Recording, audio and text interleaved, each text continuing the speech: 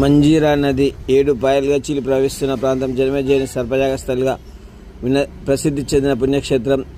దేశంలోనే రెండవ వనదుర్గా మాత ఆలయం. ఆధ్యాత్మిక వాతావరణం. ఆలయం చుట్టూ పచ్చని చెట్లు, బండరాళ్ళు, గలగల పారే గంగమ్మ పర్వళ్ళు, ప్రకృతి ఒడ్ల సేదీరుతున్న అనుభూతి. ఇది పాపన్నపేట మండలం ఏడుపాయల వనదుర్గా మాత క్షేత్రం సొంతం. ఆషాఢ మాసం మొదటి ఆదివారం పురస్కరించి వనదుర్గా మాతను శాకంబరి దేవి రూపంలో విశేషంగా ఆలయ పూజారులు అలంకరించారు. వేకువజామునే అమ్మవారికి అభిషేకము, అర్చనలు నిర్వహించి వివిధ రకాల కూరగాయలతో అమ్మవారిని అందంగా అలంకరించి ప్రత్యేక పూజలు నిర్వహించారు. శాకంబరి దేవి రూపంలో అమ్మవారు శోభాయమానంగా భక్తులను దర్శనమిచ్చారు. జిల్లాలోని వివిధ ప్రాంతాలతో పాటు పొరుగు జిల్లాల నుంచి భక్తులు అధిక సంఖ్యలో తరలి రావడంతో ఆలయ పరిసరాలు కిక్కిరిసిపోయాయి. భక్తులు మంజీరా నది పాయలు చెక్ డ్యాం వద్ద పుణ్యస్నానాలు ఆచరించి వనదుర్గా భవాని దర్శనానికి బారులు తీరారు. పలువురు భక్తులు అమ్మవారికి డప్పు చప్పుల మధ్య మేళతాళాలతో బోనాలు, ఓడిబియ్యం సమర్పించారు.